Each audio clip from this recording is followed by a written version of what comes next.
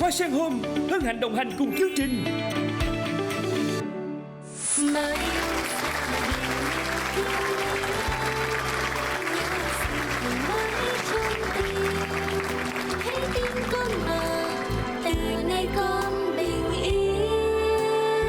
Quyền Linh Hồng Việt chào đón quý vị và các bạn đến với chương trình Mái ấm gia đình Việt. Chương trình do Đài truyền hình Thành phố Hồ Chí Minh phối hợp cùng với công ty Golden Ball thực hiện với sự đồng hành của hệ thống vật liệu xây dựng và nội thất Hoa Sen Home.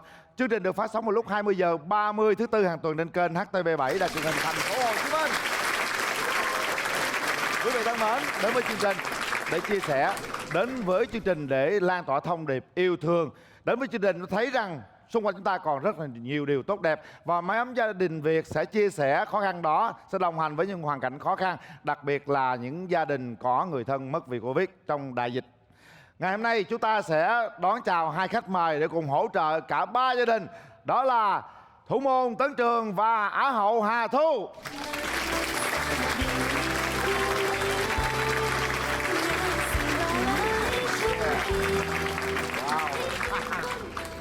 Rồi hôm nay chúng ta đến với chương trình Mái ấm gia đình Việt thì cảm xúc của Hà Thu thế nào về chương trình này? Dạ hôm nay em đi làm mà thực sự là buổi sáng em dậy rất là sớm, em rất là vui, trong tinh thần rất là phấn chấn. Tại vì hôm nay biết là mình tham gia một chương trình rất là ý nghĩa là chương trình Mái ấm gia đình Việt. Tại vì mình được đóng góp cái công sức, cái khả năng của bản thân để có thể giúp đỡ các gia đình khó khăn cả về vật chất, cả về tinh thần. Hôm nay em nghĩ là cả em và anh Tấn Trường sẽ làm hết sức những gì có thể, hứa với mọi người là kể cả lăn lê bò lết gì tụi em cũng sẽ cố gắng miễn sao để có thể giúp đỡ mọi người tốt nhất có thể ạ. Hay quá. Hứa nhiệt tình quá, không biết họ làm sao. Còn Tấn Trường sao? Cảm giác thế nào khi em tham gia chương trình này? Dạ em rất là vui khi được tham gia chương trình Mái ấm gia đình Việt. Tại vì em thường nếu mà sau mỗi mùa giải em nghỉ về, em cũng cố gắng em bỏ ra một ít tiền của em khi tìm được trong một năm đó, và em hỗ trợ những cái hoàn cảnh khó khăn ở vùng quê em sống hoặc là lân cận đó. Thì khi mà em tham gia chương trình này thì em cảm thấy rất là ý nghĩa, vì đây là một chương trình có thể hỗ trợ được bà con gặp nhiều khó khăn trong cuộc sống. Đặc biệt là trong cái dịch Covid vừa rồi thì đa số mọi người đều gặp khó khăn, nhưng mà có một số gia đình thì họ còn khó khăn hơn nữa vì họ còn mất cả người thân, nên cái nỗi đau nó cứ chồng chất như thế. Thì khi em tham gia chương trình này thì họ được hỗ trợ bà con thì em cảm thấy rất là vui và ý nghĩa. Cảm ơn các bạn rất là nhiều. Tôi nghĩ rằng với ý nghĩa của chương trình, các bạn sẽ nỗ lực hơn nữa để hỗ trợ cả ba gia đình ngày hôm nay vượt qua những khó khăn với thử thách của chương trình. Bây giờ, cô Linh xin mời quý vị chúng ta sẽ xem đoạn phóng sự để hiểu hơn về cả ba gia đình ngày hôm nay. Mời quý vị đến với phóng sự gia đình đầu tiên.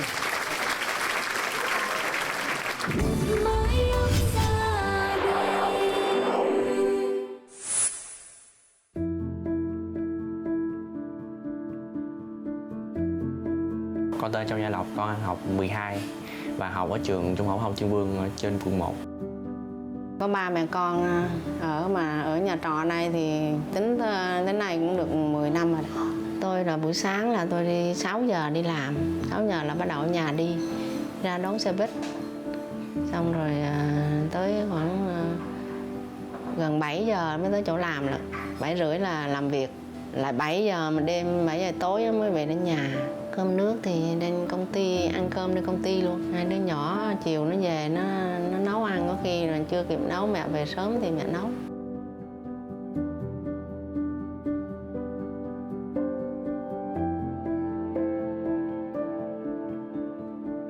Ba mất vì Covid-19 năm ngoái. Đúng rồi, ba bị nặng á, là ba cách ly riêng, một chỗ đi điều trị. Rồi còn ba mẹ con thì ở chung. Thằng lớn nó buồn, mình biết, nhưng không phải không biết, nhưng mà nó không có nói ra. Có thằng nhỏ thì lúc mà ba vừa chuyển đi xuống phòng cấp cứu á, là tới ngày mai là nó nằm nó khóc hu hu hu vậy. Ba con là người rất tốt và ba luôn động viên con học hành, lại động viên con là phải làm những điều mình thích. Con muốn cho ba biết là kiểu con học như thế nào thì con có giải học sinh giỏi để về khoe ba.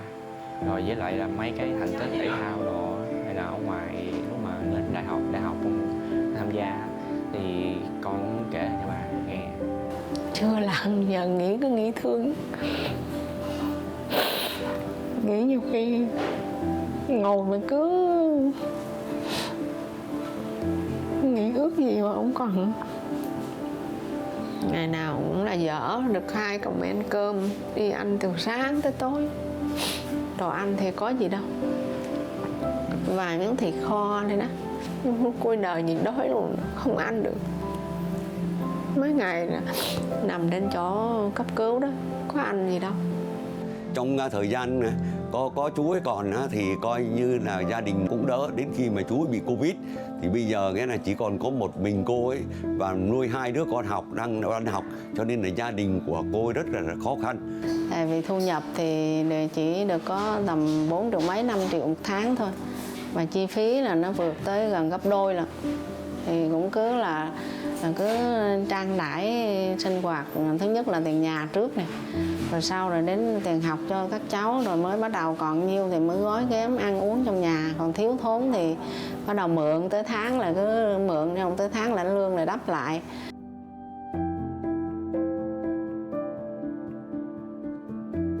Ba ơi, ba ở thế giới bên kia hãy yên nghỉ và với lại cho gia đình con có nhiều sức khỏe để lo cho nhau. Con muốn nói là con yêu ba nhất trên đời, và là con sẽ thay phần ba để lo cho em và bảo vệ mẹ. Giờ tôi chỉ cầu mong làm sao có sức khỏe đi làm, lo cho các cháu nó học hành tới nơi tới chốn, sau này nó có nghề có nghiệp ổn định để bớt khổ cho tụi nó.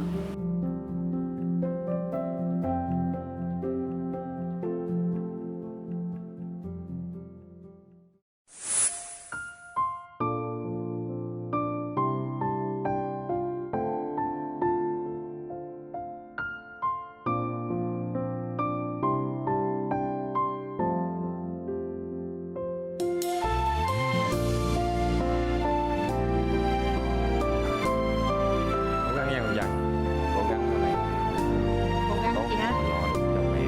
Thật ra giờ đây chúng tôi không biết nói gì cả, chỉ ôm chặt họ vào lòng để có thể lan tỏa những cái sự ấm áp trong cuộc sống này. Còn một người nữa đâu, một người con nữa đâu?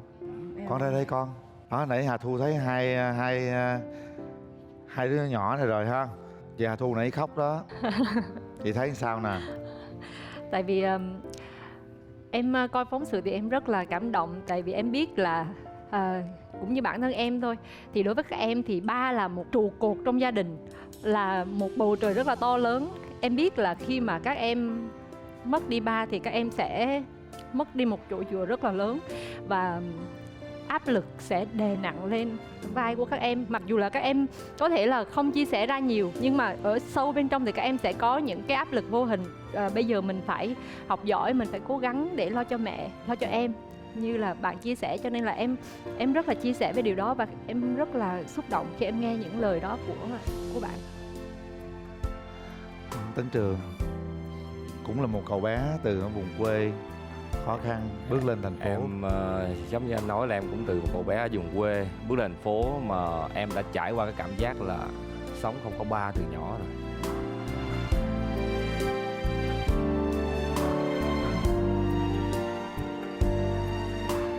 Ba em không mất, nhưng mà ba em đã ly dị mẹ từ nhỏ, và một mình mẹ nuôi 4 đứa con. Thì cũng giống như cô ở đây, là một mình gồng gánh, là một trụ cột cho gia đình, là một nền kinh tế cho lo cho mấy đứa con. Thì em hiểu được cái cảm giác đó, và em cũng giống như cháu đây là mong muốn được sau này mình có thể chăm sóc ngược lại cho mẹ. Đó điều mong muốn, tại vì em đã trải qua rồi và em đã thực hiện được. Và chú mong cháu hãy cố gắng và học cho thật tốt, và phấn đấu để chăm sóc được cho mẹ và lo cho em.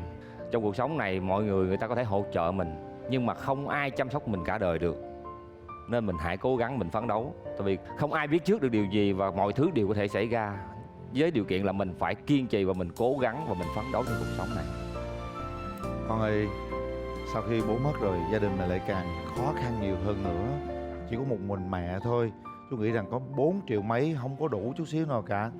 Thì có khi nào gia đình mình không có gạo, có đồ ăn không con? Dạ, từ lúc mà ba mất á là Bên phường có hỗ trợ cho thôi. Có hỗ trợ. Rồi còn tiền học của hai em thì sao?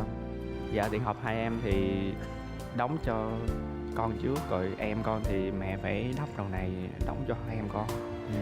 Sau này mình sẽ hướng về nghề nghiệp gì? Dạ con hướng đến con học làm cầu thủ, giáo viên. Cầu thủ hả? Rồi gặp luôn. Đúng sao hai anh em đứng nhau kế bên giống quá vậy? Con thích vị trí nào? Dạ con thích đá vị trí của giống anh Quang Hải. Vậy là con với lại chú Trường là đối thủ rồi. Rồi còn con trai này con mơ ước làm gì? Dạ mơ ước con làm cầu thủ. Cầu thủ luôn hả? Trời ơi, hôm nay thôi nay vô hết rồi. Vô quá vậy. Vậy có Mọi người, tôi tới đây mọi người mơ ước làm cầu thủ nhiều vậy. có đệ tử rồi đó. Con đá vị trí nào? Con vị trí nào? Con đá vị trí hậu vệ. Hậu vệ, đứa tiền vệ, đứa hậu vệ ha. Rồi chú Tấn Trường là chú bắt gôn được rồi. Thôi chị ơi, bây giờ thế này nè, mọi thứ nó cũng đã qua rồi. Cố gắng làm sao mà chúng ta tự tin hơn nữa trong cuộc sống này. Bằng mọi cách, nói gì nói, chị phải lo cho hai đứa nhỏ để nó học hành sau này nó trở thành một công dân tốt, một cái người có tài để lo cho mẹ. Thành ra là mình kệ thôi chứ lau nước mắt lên ha chị ha. Chứ xem hoàn cảnh chị đúng là cũng khó khăn đó.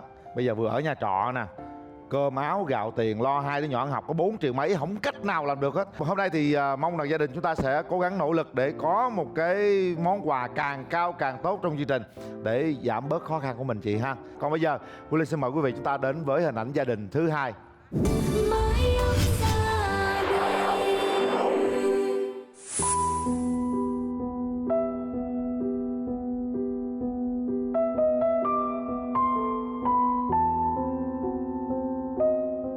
Con là Nguyễn An Duy, năm nay con 13 tuổi.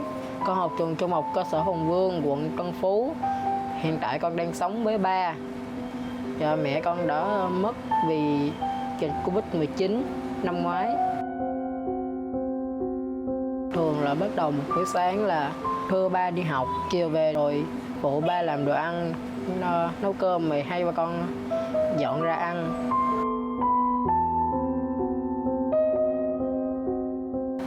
Gia đình tôi là có 4 thành viên, đó, 2 vợ chồng và 2 đứa con. Và một đứa con có gia đình về quê.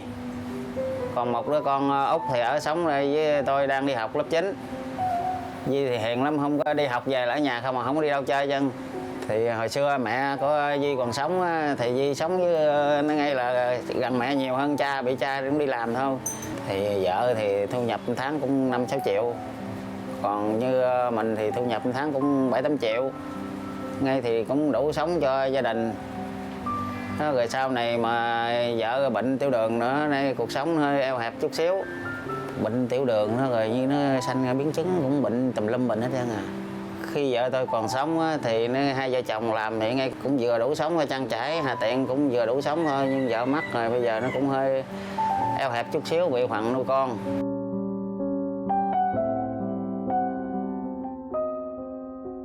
Vợ chồng sống chung với nhau thì vợ nó mắc rồi cũng buồn lắm. Đều không có làm gì được cho vợ, sống không có lo được gì cho vợ. Mẹ bắt đầu bệnh vào lúc buổi tối. Buổi tối là lúc đó là hai mẹ con đang ngồi nói chuyện thì mẹ con nói là mẹ con khó thở. Rồi mẹ nói là mẹ ngồi mẹ nghỉ ngơi. Con cũng cảm giác được là mẹ đang mệt. Con không có nói chuyện với mẹ nhiều nữa, cho mẹ nghỉ ngơi. Sáng hôm sau thấy mẹ bình thường. Rồi tối thì mẹ lại nói là đau họng với lại mệt mỏi, khó thở nữa. Xong rồi qua ngày hôm sau là thấy mẹ cũng đỡ.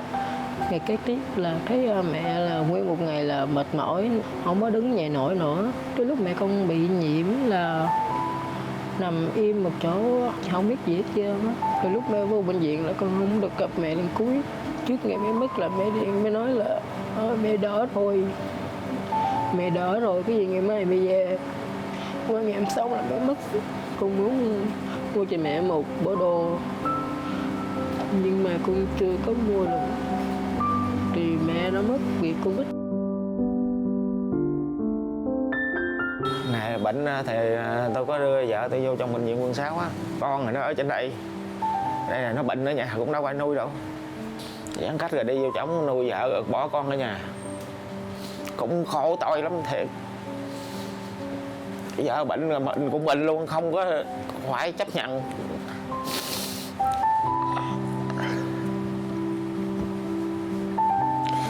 Vô trong khám mà bệnh không dám nằm. Vợ bệnh rồi mình nằm đó nữa, đâu có ai lo cho vợ được. Gán thành chịu. Rồi phải nuôi cho vợ tới cũng hết 6-7 ngày. Cái vợ mắc, không có nói được gì hết. Thì bây giờ tôi cũng hứa với vợ tôi gắng lo cho con tôi ăn học tới chừng nào mà nó học không nổi nữa thôi.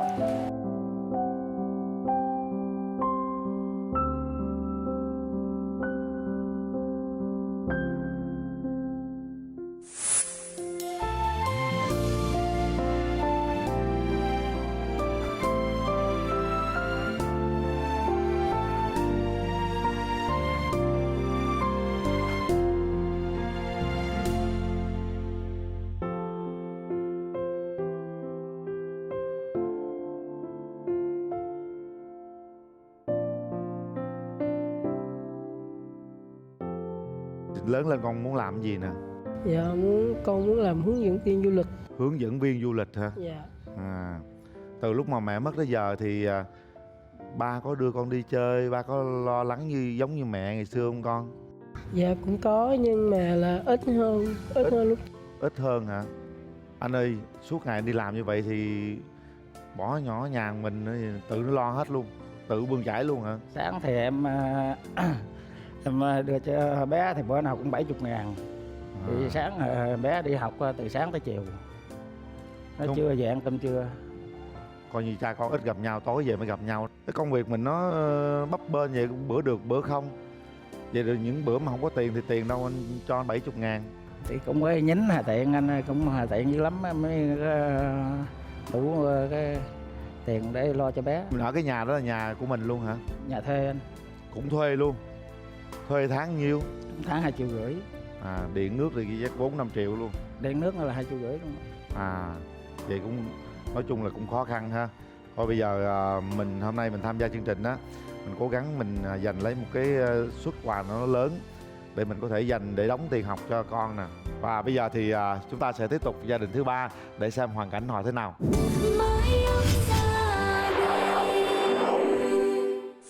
Con tên là Võ Hỷ Nhi, năm nay con học lớp 8, năm nay con 13 tuổi. Con học trường trung học cơ sở Bình Trị Đông A. Gia đình con hiện tại là có 2 người, với con và cha con. Mẹ con qua đời vì Covid-19 vào ngày 17 tháng 9 năm 2021.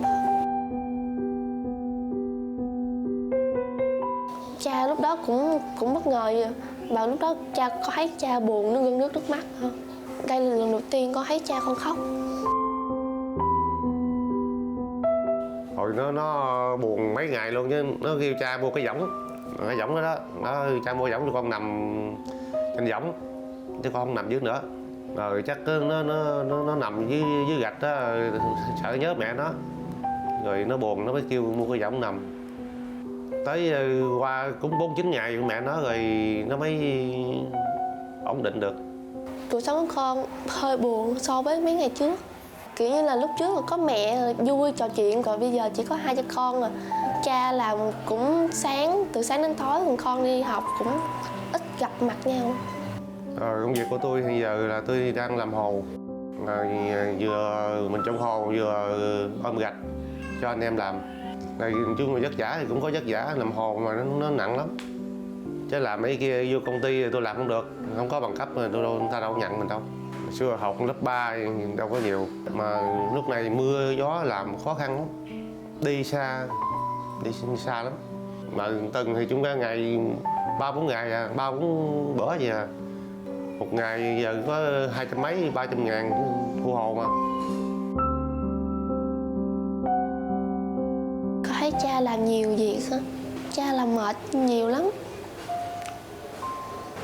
Cha không bao giờ than với con luôn.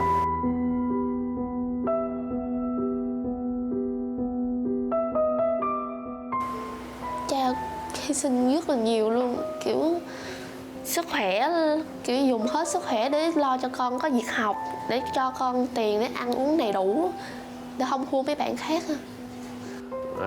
Thỉnh thoảng tôi cũng nhìn lên mình thờ vợ tôi á, cũng nói phù hộ cho hai cha con tôi làm ăn với ăn học hành cho nó suôn sẻ. Theo tôi thì tôi nhận xét mà thấy gia đình của anh Huệ trong cái đại dịch Covid-19 này, vợ anh đã mất mà hoàn cảnh anh thì rất là khó khăn.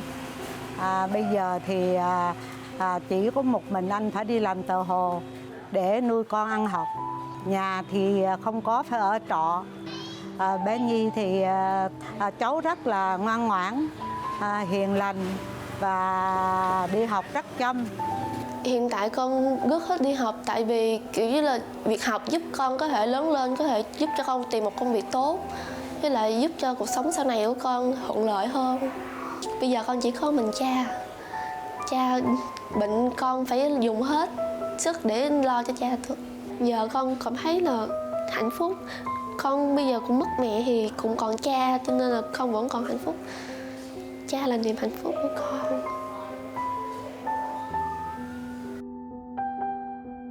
Giờ cha nó khổ quá rồi, giờ mình gắng làm kiếm tiền nuôi cho con nó hàng học cho nó tới nơi tới chốn, chứ mình giờ mình đã dốt rồi, con mình nó dốt đâu được đâu, phải gắng làm. Cha ơi, con cũng có nhiều tâm sự con muốn kể hết cho cha nghe và thấu hiểu con. Có đôi lúc con cũng hay làm cho cha buồn, cho nên là con mong cha thông cảm và cha thông cảm và hiểu cho con.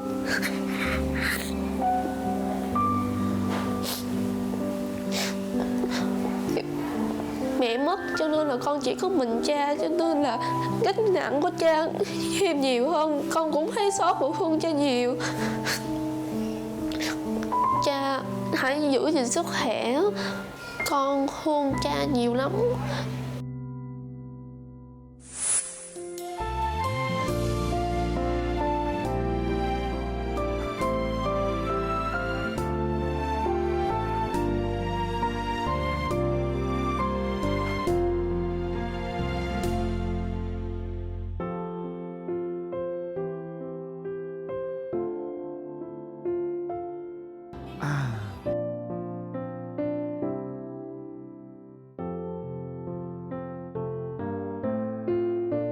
Thấy thương không? Xíu mà nghĩ về cha nhiều quá. Thật ra là bây giờ chỉ còn có cha thôi đó con. Con nói đúng đó. Quan trọng là cha phải có sức khỏe để lo cho con. Và con phải rèn luyện sức khỏe. Chú thấy rằng con có một tinh thần rất là lạc quan. Mình khó khăn, mình còn thương những người khó khăn hơn mình nhiều hơn nữa con hả? Dạ. Bây giờ mong muốn lớn nhất của con trong gia đình là gì? Dạ, con mong muốn là cha con nhiều sức khỏe và con học thật giỏi để lớn lên con có một công việc ổn định. Thôi bây giờ thì chú thấy rằng cái tinh thần lạc quan của con rất là nhiều rồi. Mình chỉ rơi nước mắt khi nào mà mình gọi là nó căng thẳng, nó stress quá thôi. Còn trong cuộc sống là mình phải lạc quan hơn xíu nữa con ha. Bởi vì chú thấy con là một người học võ, bản lĩnh lắm á ha. Còn anh nữa, sức khỏe anh giờ sao rồi? Cũng đau hoài. Đau hoài, thấy đau cái lưng quá hả? Nhức lưng. Mà làm hồ là hồ anh nặng, bưng nặng á, khen hòm bưng nặng nên đau lưng. Có cách nào? Em từng đi làm hồ rồi. Ủa vậy đó hả? Em đi làm hồ, em đi bán vé số. Em bán vé số làm hồ luôn? Vâng. Đó, thấy chưa? Con thấy không đó, Tú Tấn Trường là một trong những ngôi sao về thể dục thể thao mà còn đi bán vé số, đi rồi làm hồ nữa đó. Mình nhìn lên không ai bằng mình, nhưng mình nhìn xuống có nhiều người thua mình tuổi của con. Nhỏ. Dạ. Em 12, 13 tuổi em đi làm rồi. Bây giờ mỗi tháng như vậy thì mình thu nhập khoảng bao nhiêu anh? Ít lắm. Lúc này là mưa làm không được, khó làm. Đúng rồi. Làm tư nhân nữa chứ không phải công ty. Tức là lúc có lúc không đúng không? Dạ, lúc có lúc không. Nhưng lúc không có tiền thì sao lo đóng tiền học cho bé rồi tiền trọ này kia nữa? Mượn của thầu á, mình làm trước á. Làm trước rồi mình trừ sau. Cứ xài xong rồi mượn rồi xài suốt vậy đó hả? Thiếu cái mình mượn nữa làm sao trừ. Mình ở thành phố Hồ Chí Minh này bao nhiêu lâu rồi? Ở lâu rồi, ở mười mấy năm. Mười mấy năm mà vẫn ở trọ như vậy. Dạ. Quan trọng là giờ nhờ con thôi ha. Con lớn lên con sẽ làm tất cả mọi thứ để cho cha vui bằng mọi cách, học thật giỏi nha. Vấn đề là học mới thể thay đổi số phận của mình thôi. Như vậy là chúng ta đã theo dõi 3 hoàn cảnh của 3 gia đình ngày hôm nay. Xin mời cả ba chúng ta trở về sân khấu.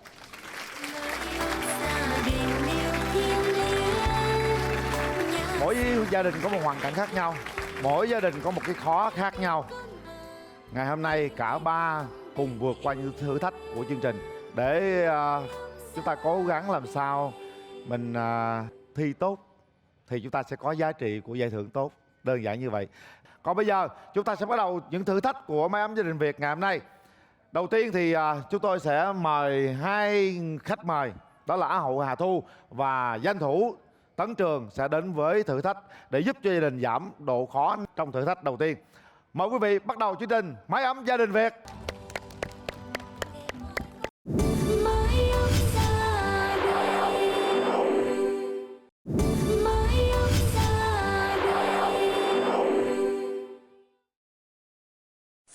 Quý vị thân mến, bây giờ sẽ là thử thách đầu tiên dành cho nghệ sĩ và danh thủ bóng đá Tấn Trường và Á hậu Hà Thu. Đơn giản thôi, chuyện này rất đơn giản với là Tấn Trường nhưng mà khó với Hà Thu. Là chúng ta sẽ di chuyển tất cả bóng này theo cái độ chính xác này, di chuyển bằng tay bằng chân không biết, di chuyển nó qua bên đây. Sau đó hai cầu thủ chúng ta sẽ sút bóng làm sao mà lọt 10 quả bóng. 10 quả hả anh? Đúng rồi, có thể mình đá không được, mình chọi cũng được. Như thế nào Được, chọi em chọi được. Ha, làm sao có 10 quả bóng ở trong cái rổ của chúng tôi được rồi. Chúng tôi sẽ nhờ sự hỗ trợ của những thành viên của ba gia đình, đó là nhặt bóng đem về vị trí cho. Ha, tất cả sẵn sàng. Nếu như làm được điều đó trong vòng 3 phút, chúng ta sẽ nhận được một quyền ưu tiên dành cho cả ba gia đình. Quyền ưu tiên đó là gì? Là giảm 50% độ khó của thử thách cả ba gia đình. Nếu các bạn mà không chiến thắng đó thì ba gia đình sẽ khó khăn hơn để vượt qua thử thách. Chuẩn bị. Thời gian dành cho Tấn Trường và Hà Thu bắt đầu. Đi qua, đi qua chính xác nha. Sút. Trời ơi, không vô rồi. Đó, đi qua, tiếp tục đi. Nhờ các bạn trẻ nhặt bóng giùm. Nhanh lên, đi qua luôn. Tụi con nhặt bóng giùm đi. Đúng rồi, đem về đây nè, đem về đây nè. Nhanh lên, đi nhanh qua, đúng rồi đó. Bằng tay đi, bằng tay em ơi, đúng rồi. Đi bằng tay hả? Nhanh lên chút xíu nữa. Chúng ta gần có đủ bóng rồi, cứ thế mà sút thôi. Rồi, tập trung sút đi. Nào Hà Thu và Tấn Trường, tập trung bóng để sút. Làm sao vào cầu môn thôi. Vô! Một quả hay quá Hà Thu. Có tinh thần rồi. 2 quả. 2 quả, 3 quả, 4. Hay quá Hà Thu. Được rồi. Vô. 1 phút rưỡi rồi. Còn 1 phút rưỡi nữa. Vô. Vô. 7 trái. Không được rồi. Cố lên nào. Vô. 2 trái cuối cùng. Nhanh lên, nhanh lên. Vô. Nhanh lên. Còn 2 trái nữa. Còn 1 phút cuối cùng. 1 phút thôi. Liệu 1 phút này hai người có làm nên thành công hay không? Cố gắng lên. Vô. Vô. Chúc mừng, chúc mừng. 11 trái, 11 trái luôn. Hôm nay em có đó, có ít đó. Em thấy ba bạn nhỏ con có ít hơn em thấy chạy tóc mồ hôi hết luôn kìa. Nhưng mà em thảy vô cái đó là hay lắm luôn á. Anh sao bạn không có mồ hôi mà em mồ hôi ra quá trời. Tại bạn không còn mồ hôi để ra nữa rồi. Người khô quá anh ạ. Mới có thử thách đầu tiên thôi, em thấy sao? Quá cực khổ anh ạ. Con còn nói nổi không? Dạ em nói nổi chứ. Chỉ có hơi ngại chút. Nãy em quên thì ít mà em ăn gian thì nhiều, em hơi thục cái anh nhắc á, em hơi Vậy mà em nắm thôi vẫn không vào đó em. Rồi chúng ta cho tràng pháo tay cảm ơn Hà Thu và Tấn Trường. Bây giờ quyền ưu tiên là gì? Bây giờ mình mở ra xem quyền ưu tiên là gì dành cho cả ba gia đình đây. Mở xem. Giảm 50 viên kẹo. Rồi chúc mừng. Rồi chúng ta đã có một quyền ưu tiên dành cho cả ba gia đình. Còn bây giờ chúng ta sẽ cùng đến với thử thách dành cho ba gia đình ngày hôm nay. Xin mời.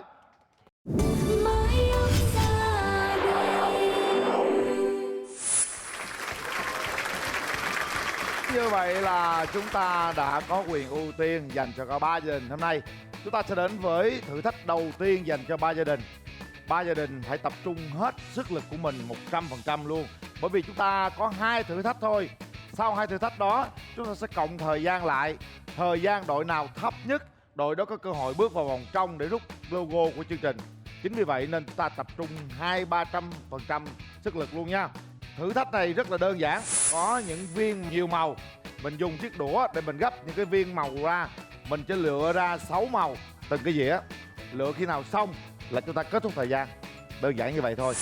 Cái này chắc không khó gì lắm. Vấn đề ta tập trung nhanh càng tốt thôi. Không được dùng tay nhá. Gia đình của anh An, anh Huệ và chị Hồng chuẩn bị sẵn sàng. Thời gian dành cho 3 đội bắt đầu. Cố gắng lên nha. Đó, mình lựa nhanh lên con, lựa nhanh lên. Đây là thử thách rất là quan trọng. Tôi xin nhắc lại, rất là quan trọng. Thời gian khi nào đội gấp xong tất cả các màu. Vấn đề là ai gấp nhanh thôi. Càng nhanh càng tốt. Ở đây thì không có dở giỏi gì cả, mà vấn đề nhanh thôi. Hiện nay chúng ta đang thấy gia đình của chị Hồng đã có số viên nhiều hơn. Những viên rất nhiều màu sắc. Vấn đề ta lựa thôi. Gia đình thứ hai là gia đình của anh Huệ. Gia đình đang cố lên chút xíu nữa, nhanh lên anh. Đây là giai đoạn chúng ta chinh phục thời gian. Cố gắng nỗ lực hơn nữa, bởi vì thời gian vô cùng quan trọng. Bây giờ về đây mình có 4 đĩa, còn 2 đĩa chưa có màu. Tôi thấy rằng gia đình của chị Hồng đang rất là nhanh luôn á. Hồi nãy gia đình của anh Huệ nhanh, nhưng mà giờ không biết tại sao lại chậm lại rồi. Có lẽ là anh nhầm màu. Cố lên. Gia đình của chị Hồng gần xong rồi. Nhanh lên. Nào. 5, 4, 3, 2, 1, xong. Hay quá, chúc mừng. Gia đình chị Hồng đã xong rồi. Còn 2 gia đình còn lại như thế nào đây? Anh An, cố lên xíu nữa. Gia đình anh Huệ hồi nãy là tôi thấy đang rất là tốt, nhưng mà cuối cùng không biết trục trặc sao, đổi màu hay sao đó. Bây giờ lại khó khăn rồi ha. Vấn đề còn lại là 2 gia đình sẽ thi đấu với nhau, chinh phục thời gian. Gia đình nào thấp nhất đây? Cố lên, cố lên. Đây là phần thử thách quan trọng nha. Tôi xin nhắc lại, rất là quan trọng đối với gia đình. Cố lên. Gia đình anh An, gia đình anh An đã gần hoàn thành rồi quý vị. 5, 4, 3, 2, 1. Kết thúc. Gia đình mình vẫn cứ làm anh. Chúng ta vẫn tính thời gian. Cố gắng trong vòng 30 giây để thôi, hết như vậy luôn anh. Cố lên, vỗ tay ủng hộ gia đình anh Huệ nào. Đây là những giây phút hết sức là hồi hộp nha. Trong cuộc sống chúng ta có thể là chậm, nhưng mà trong cuộc thi thì không bao giờ chậm được nha quý vị. Mà chúng ta phải vận dụng ngay cả trong cuộc thi để đem đến cuộc sống luôn. Cuộc sống cũng vậy, không thể chậm được. Chúng ta phải cố gắng nhanh hơn nhất có thể trong tất cả mọi công việc luôn. Gần xong rồi, nhanh lên. 30 giây cuối cùng. Nhanh. Nhanh lên. 10, 9, 8, 7, 6, 5, 4, 3, 2, 1. Hết. Wow, chị Hồng, mình với tinh thần thế nào mà chị làm nhanh thế? Dạ rất là thoải mái ạ. Rất là thoải mái hả? Dạ. Thấy chưa quý vị, thấy thoải mái là được. Tôi xin hỏi anh Huệ, anh Huệ nè. Dạ. Sao vậy anh? Lúc đầu anh thấy anh đang rất là nhanh mà sao mà cuối cùng nó sờ quần lại? Lộn màu. Hả? Lộn màu. Trời đất ơi, trong dầu sôi lửa bỏng mà lộn màu nữa. Con gái hôm nay thấy hồi hộp không con? Dạ có. Có đúng không? Quá hồi hộp, thấy gấp mà rung rớt cục này qua cục khác. Còn gia đình anh An, nãy sao anh phân chia sao mà thấy lúc đầu chậm quá vậy anh? Mới anh. Hả? Mới hơi rung.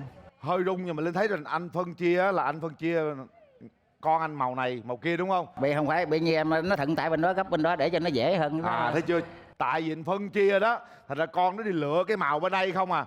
Chứ đúng ra đừng phân chia, gặp màu nào làm màu đó thôi. Trong cuộc sống gặp gì làm đó anh. Gặp này chọp kia, lấy này đắp đồ nọ nó mới nhanh.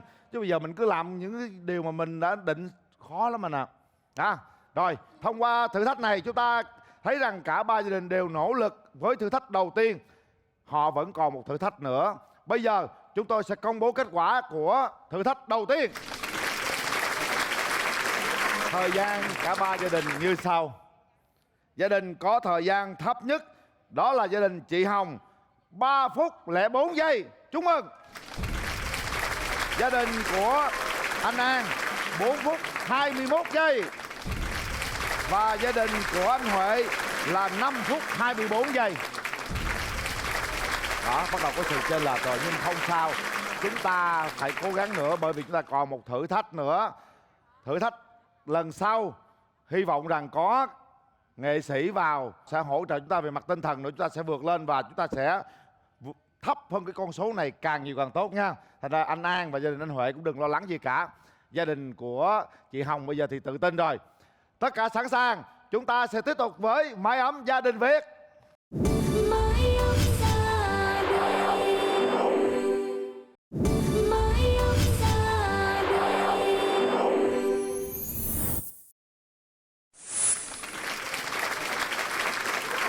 Nối tiếp thử thách lần 1, bây giờ sẽ là thử thách lần 2 dành cho Tấn Trường và Hà Thu. Thử thách là gì? Bong bóng. Mình sẽ bơm bong bóng lên, mình tạo hình vuông vuông, tròn tròn, méo méo gì không cần biết. Mà trong vòng 2 phút các bạn sẽ có 10 cái bong bóng ở trên đây. Rồi, sẵn sàng. Thời gian dành cho hai bạn bắt đầu. Nhàng anh Trường ơi. Nhàng thôi. Anh Trường ơi. Đó, do bạn đó, bạn bơm nhiều quá nó nổ rồi, ráng chịu nha. 2 phút thôi. Cố gắng nào. Dài lên thì chúng ta mới tạo hình được nha. 10 cái bong bóng. Nhanh lên, chúng ta vỗ tay ủng hộ cho Tấn Trường và Hà Thu quý vị, để họ giành được quyền ưu tiên cho cả 3 gia đình ngày hôm nay. Bên Hà Thu là tạo cái tròn hả? Tròn là dễ rồi, quan trọng là cái vuông vuông đi kìa. Làm sao mà em tạo hình được cái vuông vuông đó Trường? 30 giây mà mới có 2 cái hả? Ừ. 10 cái. Nhanh lên nữa, nhanh lên, càng nhanh càng tốt. Làm cái hình con gì vậy Trường? Là hình vuông anh ơi. Nhanh lên, nhanh lên. Cái thứ 3 rồi. Tấn Trường có 1 cái là 3 cái. Mới có 3 cái thôi, còn 7 cái nữa. Nhanh, nhanh.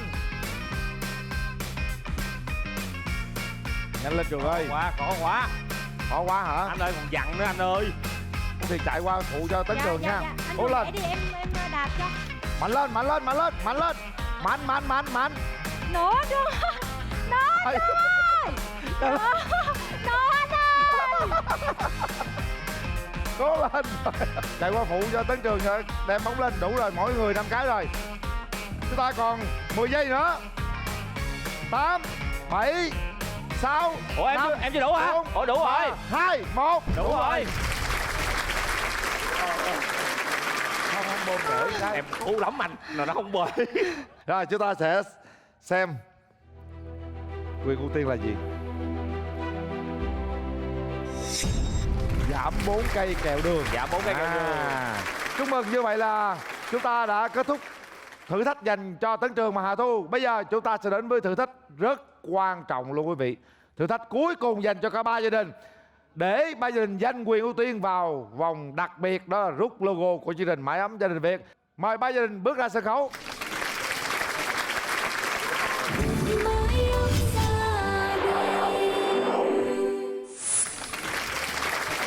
Chúng ta đang đến với giờ khắc hết sức là quan trọng, bởi khi tham gia thử thách này xong, chúng ta sẽ biết được gia đình nào đến với vòng đặc biệt của chương trình rút logo.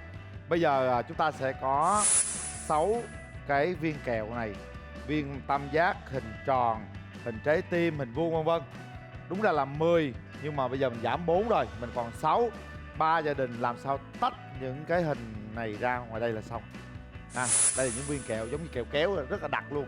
Để tách ra rất là khó. Mà nếu tách ra nó còn nguyên vẹn mới tính. Còn nếu như mà nó không nguyên vẹn thì mình cũng không tính luôn. Là cố gắng. Mỗi gia đình chúng ta sẽ tách 6 cái hình này. 2 nghệ sĩ sẽ cùng hỗ trợ ha. Đầu tiên thì gia đình nào Thi trước thì sau tôi chưa biết. Tôi sẽ có 3 cái cây que này nó không đồng đều nhau.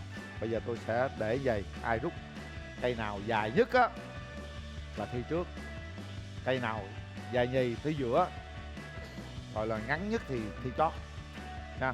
Rồi đại diện 3 người ra đi. Đại diện đây, 3 người ra đây. Đó, đây 3 cây nha.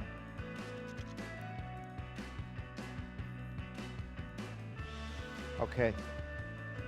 Rồi, ai rút trước?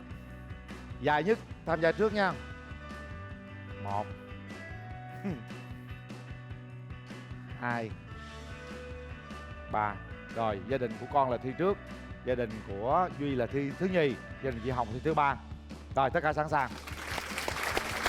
Bây giờ gia đình của anh Huệ là thi trước. Mời hai gia đình kia ta về vị trí cổ vũ. Chuẩn bị. Cố gắng làm nhanh nha. Nhanh để chúng ta có thể gộp với thời gian ở vòng thử thách đầu cho nó thấp nữa. Mời anh Huệ. Số mấy?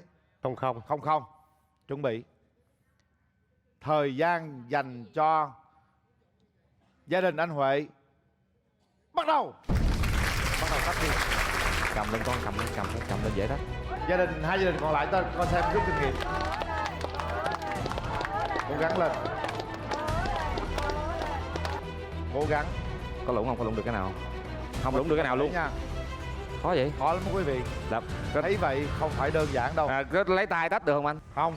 Tách là bị cái anh tay cây tăm đó thôi. Cứng quá. Chưa. Chờ chút xíu. khó lắm anh Linh. Khó lắm quá. Dạ. Khó quá. 3, 2, 1 vào. Cố gắng lên. Đó, Hà Thu đã làm được rồi đó. Rồi Tấn Trường đã làm được rồi. Thời gian càng thấp càng tốt. Đây là nhiệm vụ. Hay lắm Hà Thu. Ngôi sao cũng khó quá. Chà vậy nè, Đúng đừng làm rồi. cho nó bể. Ý là chà là đứt cái bên kia ra. Có cái nào Em thấy được rồi, không? em Có xong bể rồi. đó các bạn. Em xong cái này nha anh Linh. Cái này em tắt được rồi.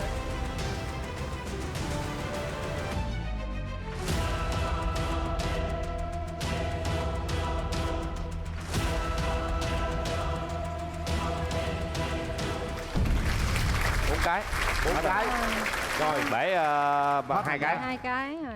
4 phút chúng ta dừng lại thôi. Như vậy là gia đình này bể hai cái. Còn 4 cái. Giòn quá. Hả? Giòn lắm hả? Giòn. Khó. Nó giòn quá hả? Rồi, độ khó như nhau, cả ba gia đình đều thực hiện phải cố gắng như nhau. Chính vì thế nên ta thi đầu tiên chúng ta bị bất lợi chút xíu là chưa có kinh nghiệm. Gia đình thứ hai sẽ có kinh nghiệm nhiều hơn, gia đình thứ ba sẽ có kinh nghiệm nhiều hơn. Và bây giờ xin mời gia đình tiếp theo.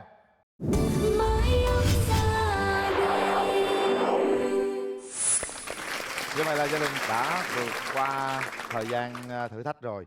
Mỗi cái hình như vậy chúng ta bị cộng thêm 3 phút, cộng thêm tới thời gian nó dài hơn á. Ha, thành ra tránh mình đừng có làm bể. Chậm có thể cũng được nhưng mà đừng làm bể thôi nha.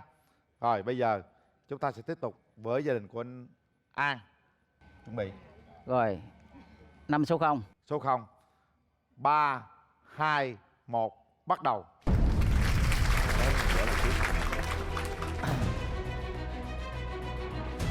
Cố lên Duy, anh có kinh nghiệm là anh đè cho nó bể. Đây cũng là một cái kinh nghiệm hay nè.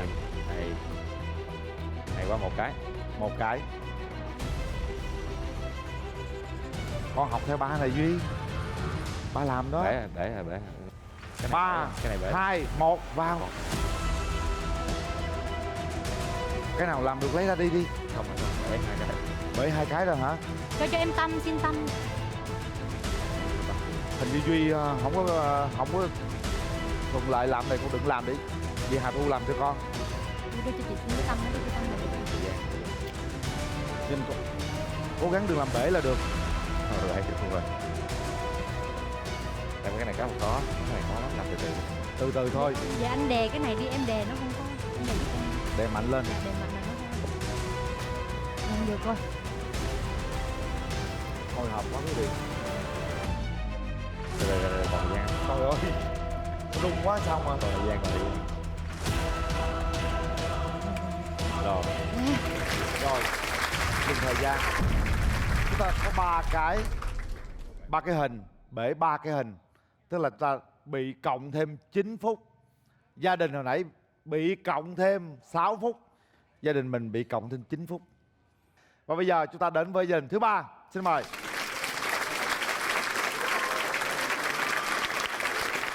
Cuối cùng là gia đình của chị Hồng. Có kinh nghiệm nhiều hơn ha.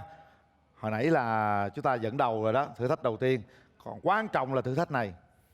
Chúng ta chỉ cần sơ hở chút xíu thôi thì đối phương sẽ vượt qua. Bây giờ sẵn sàng, mời chị Hồng kiểm tra đồng hồ cho Quyền Linh. 00. 00. Thời gian chuẩn bị. 3, 2, 1, bắt đầu. Cần sự tỉ mỉ. Là một tay đè lên, một tay đè lên luôn, một tay nhấn chứ đừng đè, đừng có nhấn một tay. Thật ra Một tay đè là lên. chúng tôi cũng rất là hồi hộp cho từng thành viên của gia đình. Những cái động tác của họ chỉ cần sơ suất một chút thôi là viên kẹo sẽ bể ra. Đó một rồi, đổi, đúng rồi. Đó, một góc rồi. Coi chừng. Chưa cho vô, chưa cho vô. Lấy trước mấy cái tâm nó bị cho em xin mấy cái tâm mới đi mà. 3, 2, 1, vào. Bể chưa? À được rồi, để vào đây con. Một cái. Ủa lên tiếp đi. Mạnh vô. Cái đó khó lắm nên làm chậm chậm.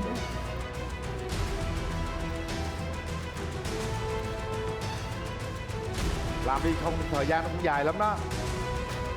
Mà làm chậm là thời gian nó cũng vượt qua hai gia đình kia luôn đó. Đèn Rồi bể một cái. Điền qua bể rồi. Đúng rồi, mấy đó làm từ từ đó. Dài quá vậy ta. Phải thật tỉ mỉ.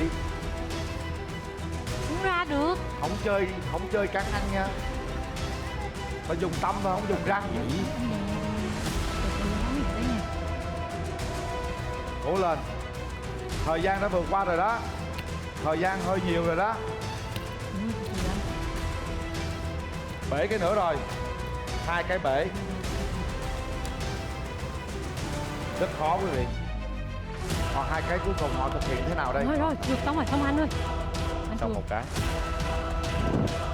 Bể cái thứ 3. Và còn thành 3 cái. Hết thời gian. Chúng ta cho tràng pháo tay để chúc mừng. Rất là khó lắm. Cố gắng của gia đình. Khó đó quý vị. Và bây giờ xin mời cả 3 gia đình chúng ta trở lại để công bố kết quả.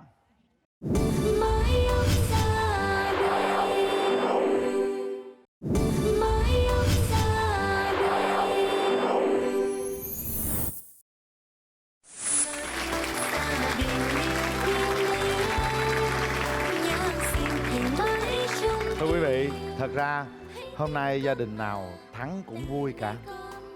Mà ở đây chúng ta cũng không có thua cuộc, bởi vì chúng ta thiếu yếu tố may mắn chút xíu thôi. Bởi vì gia đình nào cũng được nhận quà của chương trình cả. Gia đình nào có số thời gian thấp nhất, gia đình đó sẽ nhận được bản logo của chương trình. Còn nhiều hay ít tùy thuộc vào vòng thử thách nữa. Gia đình nào về nhì, gia đình đó nhận được 20 triệu đồng. Và gia đình về ba nhận được 15 triệu đồng. Ai cũng thắng cả. Hơn nhau chút xíu thôi. Chúng tôi bắt đầu công bố kết quả của cả 3 gia đình quý vị. Gia đình đầu tiên, gia đình về 3 trong ngày hôm nay với tổng phút là 15 phút 18 giây. Đó là gia đình của anh Huệ, anh An hay chị Hồng. Và chúc mừng gia đình của anh An nhận được giải ba 15 triệu đồng. Anh cảm giác thế nào anh An? Rồi em trước tiên thì cũng mà cảm ơn bên mà nhà tài trợ, rồi cảm ơn anh Quyền Linh, với cảm ơn bà con đến đây cổ vũ cho tụi em chơi 3 người chơi. Với 15 triệu đồng thì nó cũng giải quyết được nhiều khó khăn anh hả? Dạ, hy vọng rằng trong cuộc sống anh sẽ cùng với con sẽ gặp thật nhiều may mắn hơn nữa. Hãy nuôi dưỡng ước mơ của mình con trai nhé Duy nhé. Và tôi xin công bố gia đình giải nhất trong ngày hôm nay sẽ là gia đình của anh Huệ hay là chị Hồng. Thưa quý vị, có thể nói là theo tôi, nếu mà tôi được quyền thì tôi cho 3 người vô giải nhất hết, rút logo hết luôn. Nhưng mà đây là quy định của chương trình quý vị. Gia đình giải nhất 14 phút 6 giây là thời gian thấp nhất. Đó chính là gia đình anh Huệ. Chúc mừng. Chúc mừng gia đình anh Huệ. Chúc mừng con gái. Chúc mừng anh. Gia đình chị Hồng về nhì với thời gian là 15 phút 1 giây. Chúc mừng gia đình chị Hồng. Như vậy là gia đình chị Hồng sẽ nhận được giá trị giải thưởng là 20 triệu đồng. Chị cảm nhận thế nào hả chị Hồng? Dạ rất là vui ạ khi mà được đến đây tham gia chương trình này. Và cũng xin thay mặt gia đình thì xin gửi lời cảm ơn các nhà tài trợ, rồi anh Huyền Linh, rồi hai nghệ sĩ cùng tất cả bà con đến cổ vũ ngày hôm nay để cho các gia đình chúng tôi có cuộc chơi vui trọn vẹn và có những kết quả đáng kể. Anh Huệ, cảm xúc của anh như thế nào? Dạ em rất mừng, quá vui luôn. Vui luôn hả? Dạ. Muốn khóc luôn hả? Dạ. Đấy, ba con đã bắt đầu rơi nước mắt rồi đó con. Những cái chiến thắng bao giờ trong cuộc sống, cái thành công cuộc sống cũng đem đến hạnh phúc như vậy đó. Có bao giờ anh vui như vậy chưa? Chưa. Chưa đúng không? Thôi thì niềm vui này sẽ bắt đầu nó làm năng lượng hơn nữa trong cuộc sống nha. Chúc mừng cả ba gia đình. Còn bây giờ chúng ta sẽ theo chân gia đình chiến thắng đến với vòng thử thách thứ 3.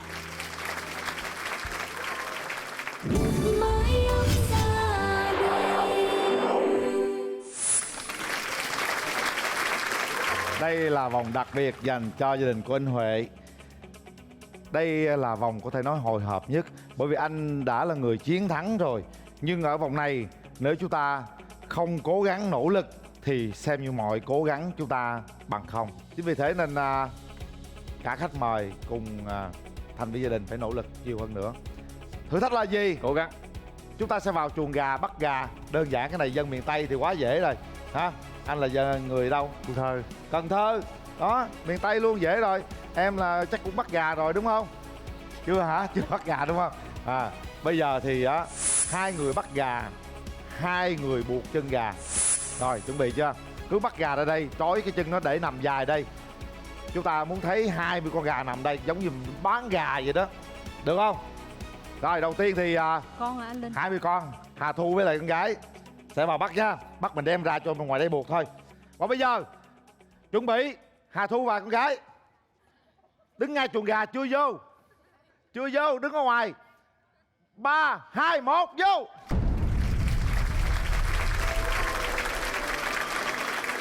Đem ra, đem, đứng ngoài đây, không, đứng ngoài đây, đứng ngoài đây. Đứng ngoài bàn, đem ra tới bàn luôn. Nhanh vậy. Quan trọng là buộc gà thôi. Từ từ. Đúng rồi, đem cái buộc. Nhanh lên. Buộc gà để đây, để Rồi, đi bắt đi con. Buộc ra chắc nha, không nó bay á là mình phải làm lại, bắt nó khó lắm á. Đem ra bàn. Coi chừng nó chạy nha. Ơi. Ý. Đó. Coi chừng nó chạy, xếp cho nó nằm dài ra. Ra đi con. Quay cái mặt ra ngoài, quay hình mặt con gà cho nó đẹp.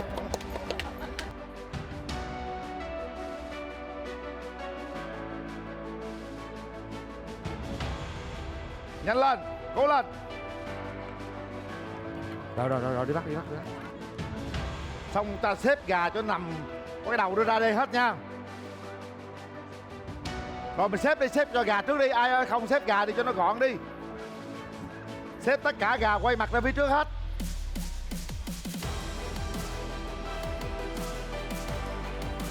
Rồi xếp cho nó quay mặt ra phía trước hết. Bỏ tay kìa. Tất cả gà quay mặt phía trước là xong. Nhanh lên. Coi chừng. Xếp quay mặt ra trước hết. Chừng nào gà quay mặt hết ta báo luôn.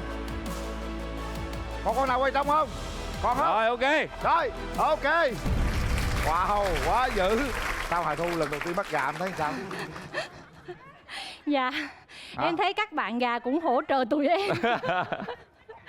Cũng không khó khăn lắm như là em nghĩ. Quan trọng là áp lực về mặt thời gian, cho nên là Đúng mình rồi. hơi hồi hộp chút xíu. Áp lực thời gian mới là quan trọng. Dạ. Con gái có bao giờ bắt gà chưa con? Dạ chưa. Chưa hả? Giờ con bắt thấy sao? Dạ con thấy cũng vui. Cũng vui ha. Nó không áp lực gì, nó vô tư quá. Vô tư đúng không? Trường có áp lực không? Quá áp lực anh à, tại vì thật sự là khi bắt mà ra đây mà chối lại nó còn khó. Đúng mà rồi, em giữ thấy yên nó khó còn khó hơn. Rồi, vì vậy là ta đã hoàn thành được 20 con gà. Còn bao nhiêu bản logo chúng ta bắt đầu công bố. Dưới 3 phút thì chúng ta có cơ hội được 3 bản. Nhưng mà trên 3 phút thì chúng ta sẽ có 2 bản. Rồi trên 4 phút nữa ta chỉ có 1 bản thôi. Nào, mời Hà Thu đọc đồng hồ. Thôi để ảnh đọc đi. Dạ. Để nhiều khi mình đọc. Trời, đâu sao? Anh Huệ đọc ha. Dạ. Mời anh. 3 phút 10 giây. Đúng không gái? Dạ đúng. Đúng không? 3 phút 10 giây. 3 phút 10 giây. Chúc mừng gia đình. Như vậy là chúng ta nhận được 2 bản logo của chương trình.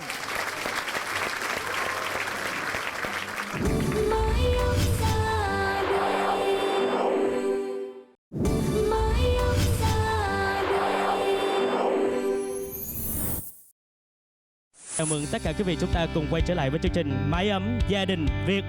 Và ngay giờ phút này sẽ là phần rút thăm may mắn với 5 phần quà. Đó là những chiếc ba lô rất là dễ thương dành tặng cho 5 vị khách may mắn trong ngày hôm nay. Vâng ạ. Những lá phiếu của tất cả quý vị chúng ta đã cầm sẵn trên tay chưa ạ? Số đầu tiên, số 60. Vị khán giả nào đang cầm số 60 ạ? Dạ, cảm mời cô lên ạ. Rồi kế số 60 luôn, xin mời số 59 ạ.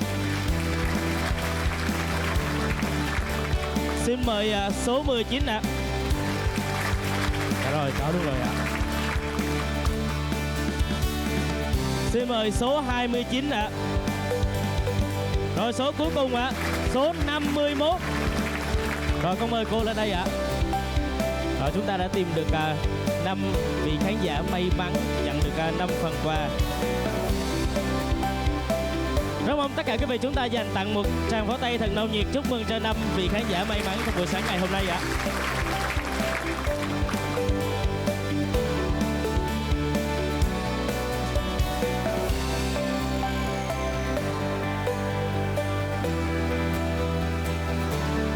Vâng, và một lần nữa xin được chúc mừng 5 vị khán giả chúng ta trong buổi sáng ngày hôm nay. Và ngay giờ phút này xin mời tất cả quý vị chúng ta cùng tiếp đến với chương trình Mái ấm gia đình Việt.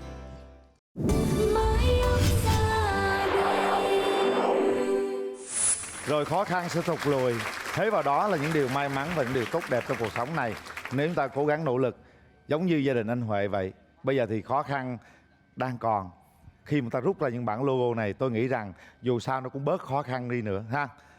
Chúng ta đã đến gọi là đến giờ để chúng ta hưởng thụ những cái hạnh phúc mình nỗ lực từ đầu chương trình tới bây giờ rồi. Cảm ơn Tấn Trường với lại Hà Thu cũng đã giúp cho gia đình Huệ bước vào bên trong này. Bây giờ chúng ta sẽ có cơ hội chọn 2 logo. May mắn hay không quý vị, điều này nó phụ thuộc hoàn toàn vào gia đình của anh. Nó không còn là nỗ lực cố gắng gì nữa. Và đây là may mắn. Con này. Cho chọn Con đỏ đi. màu đỏ. Màu đỏ. Để em chọn màu cam giống người Linh nè. Màu cam nó nổi với màu vàng nổi hơn.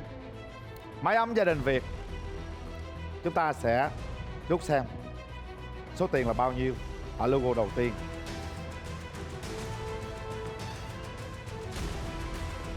Hồi hộp.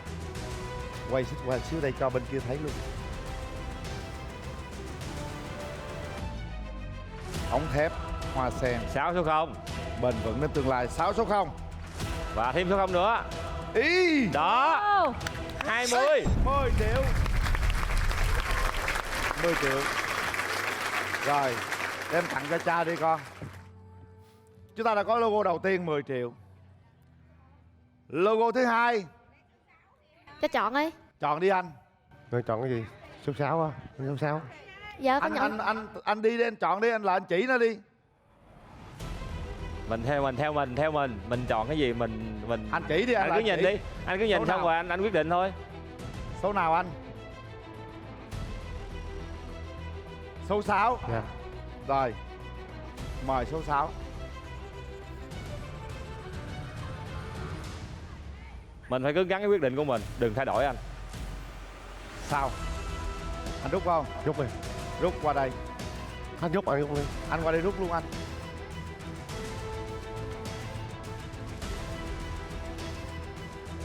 Ủa có giá 50 luôn hả?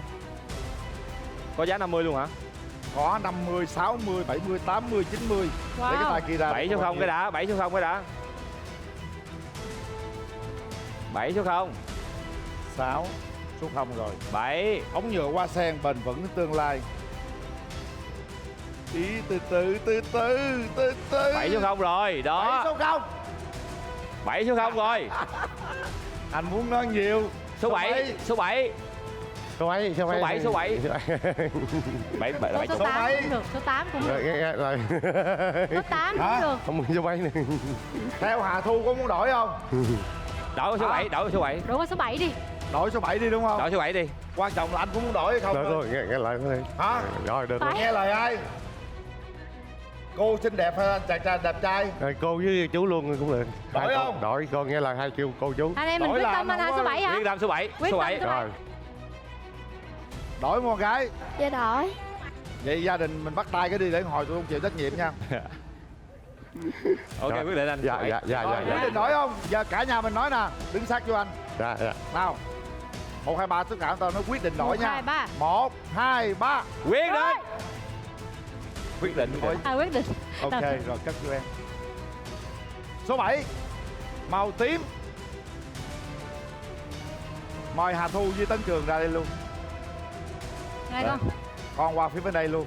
Đâu, bây giờ Hà Thu đứng kế bên với Tấn Trường, hai người sẽ cùng rút cái bảng mình đổi nè. Nhẹ nhàng. Cứ từ từ, cứ từ từ. Dạ em run lắm á. Ôi, trời, giật mình. Gì đây? 3, Hoa sen 4, hôm. Hệ thống vật liệu xây dựng mình. 5. Hoa sen hôm. 8 số 0. Không có 8 đúng không anh? Có 8 số 0 Có nha. 8 số 0 luôn hả? Có. 100 triệu. Wow. 100. Có 8 số 0 là coi như không có đồng nào luôn á. Sao em cần 8 số 0 vậy? Được 8 số trăm. 0 là 100 triệu. mua gì trong cái hệ thống siêu thị này? Mua hết anh, 100 triệu là mua hết. À rồi. Nào chuẩn bị. 1. Anh cần nhiêu anh? Số mấy? Dạ, nhiêu cũng được. Số 2 được không? Dạ, được. 2 cũng được đúng không? Dạ. Hơn nãy rồi. Dạ. Rồi. Số 5. 1, 2, 3. Ôi 70 triệu. Trời ơi, 70 triệu. Wow. Yeah. 70 triệu đồng thưa quý vị. Một con số rất là lớn. 70 triệu đồng. Một giá trị giải thưởng khá cao dành cho gia đình anh Huệ ngày hôm nay. Rất cảm ơn Hà Thu cùng với Tấn Trường đã thay đổi. Cầm này, cầm này. Chỉ cần một thay đổi thôi chúng ta sẽ thay đổi cuộc sống này. Yeah. Thế nào anh Huệ? Anh thấy thế nào? Quá mừng luôn. Mừng quá. Con gái thấy sao con? Dạ con cảm thấy vui. Đó, chỉ cần một sự thay đổi nhỏ nhỏ thôi, chúng ta sẽ thay đổi cuộc sống này. Thay vì chúng ta buồn rầu, chúng ta khóc lóc, chúng ta ủ rũ thì hãy cười lên thôi là thay đổi cuộc sống này. Hà Thu thấy thế nào với Rồi. 70 triệu này? Đúng là em thấy là cái gì mình cứ cố gắng hết mình thì sẽ có được những cái sự may mắn. Lúc nãy em với anh Trường nói là đổi đi nhưng mà cũng không có chắc chắn, cũng là rất là run tại hai anh em cũng muốn những cái gì tốt đẹp nhất cho gia đình anh Huệ và bé. Nhưng mà trời ơi, cuối cùng thì cũng em nghĩ là một số tiền khá là lớn để Khá cho gia lớn. đình trang trải. Dạ, em rất là vui ạ. Trường thấy sao Trường? Em cũng vậy, rất là hồi hộp khi mà cầm mà rút ra, mà khi mà rút được con số 7 em nói em còn vui hơn cả gia đình của anh Huệ Đúng cả. rồi, chính là mình là người vui hơn luôn đó. Thật sự. Và như vậy là một sự thay đổi nho nhỏ với thành công rất cao. 70 triệu đồng với hệ thống siêu thị vật liệu xây dựng và nội thất Hoa Sen Home. Vỗ tay nào quý vị. Và với chiến thắng này, gia đình Huệ nhận được số tiền thưởng là 80 triệu đồng. Wow. Chúc mừng. Bây giờ chúng tôi mời cả ba gia đình chúng ta trở lại để nhận giải thưởng của chương trình. Xin mời.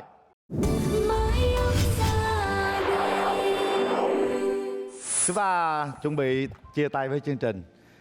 Quỳ Linh thay mặt chương trình chúc cho tất cả mọi gia đình chúng ta sẽ gặp thật nhiều may mắn trong cuộc sống. Đặc biệt là những niềm vui trong ngày hôm nay, hãy giữ nó để phát triển nó, để mở ra một tương lai tốt đẹp nhiều hơn. Và bây giờ với thành quả đó, chúng tôi xin gửi tặng những món quà dành cho cả ba gia đình. Đầu tiên xin mời Tấn Trường. Đấy, xin chọn tặng hai cha con. Gia đình của An sẽ nhận được giá trị giải thưởng là 15 triệu đồng. Anh Trường muốn chia sẻ điều gì với cả ba gia đình không? Thật sự thì Tấn Trường tới đây cảm giác rất là vui và được hỗ trợ cho ba gia đình để hoàn thành được cái mục tiêu và giành được những số tiền nhất định. Thật sự đối với Trường thì nó không có là bao nhiêu, nhưng mà đối với những hoàn cảnh mà khó khăn trong cuộc sống, và em cũng muốn nhân dịp chương trình này em xin gửi tặng cho mỗi gia đình 2 triệu. Wow. Mỗi gia đình 2 triệu nữa. Cảm ơn tấm lòng của Tấn Trường. Như vậy là gia đình của anh An sẽ nhận được tổng giá trị là 17 triệu đồng. Mời Hà Thu. Dạ, trước tiên thì em thay mặt chương trình gửi đến gia đình chị Hồng món quà. Em thì em xin chúc các anh chị cũng như các em ở đây, trước tiên là mình phải khỏe mạnh trong cuộc sống để mình có thể làm được nhiều thứ. Các cô chú anh chị thì có thể làm việc để có thể lo cho các em học, còn các em thì cố gắng theo đuổi ước mơ và đam mê của mình. Rồi một ngày mọi khó khăn thì sẽ lùi lại phía sau thôi, và chúng ta sẽ chỉ còn lại những niềm vui thôi. Hà Thu thì nhỏ, cũng xin theo bước anh Trường thôi, thì cũng ủng hộ một chút xíu tấm lòng, tặng cho mỗi gia đình thêm 2 triệu đồng để góp phần niềm vui cho mọi người ạ. Cảm ơn áo hồ Hà Thu rất là nhiều. Đã xinh đẹp lại còn có tấm lòng đẹp nữa ha. Mỗi gia đình sẽ nhận thêm 2 triệu đồng nữa. Gia đình của Nan là 19 triệu đồng.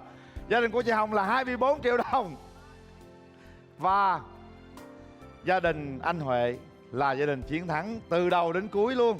Mình nhận được giá trị giải thưởng là 80 triệu đồng. Cộng với 4 triệu của Hà Thu cùng với Tấn Trường là 84 triệu đồng. Thưa quý vị, một cái kết rất là tuyệt vời. Cảm ơn danh thủ Tấn Trường. Cảm ơn Á hậu Hà Thu đã cùng kết nối 3 gia đình với nhau, cùng hỗ trợ và giúp đỡ, chia sẻ những khó khăn với 3 gia đình. Một tấm lòng rất là đẹp, chúng tôi luôn luôn ghi nhớ điều này và chúc cho hai người thật là nhiều sức khỏe, hạnh phúc và nhiều may mắn trong cuộc sống. Cảm ơn quý vị và các bạn quan tâm theo dõi chương trình Mái ấm gia đình Việt. Chương trình do Đài Truyền hình Thành phố Hồ Chí Minh phối hợp cùng với công ty Golden Mall thực hiện với sự đồng hành của hệ thống siêu thị vật liệu xây dựng và nội thất Hoa Sen Home, được phát sóng vào lúc 20h30 thứ Tư hàng tuần trên kênh HTV7 Đài Truyền hình Thành phố Hồ Chí Minh. Còn bây giờ chúng tôi xin nói lời chào tạm biệt và hẹn gặp lại. Mái ấm gia đình, ngày mai con sẽ lớn lên. Mái ấm gia đình, vẹn nguyên con không thể quên. Mái ấm gia đình, mái ấm gia đình. Hoa Sen Home hân hạnh đồng hành cùng chương trình. Ngày mai con sẽ lớn lên. Mái ấm gia đình, vẹn nguyên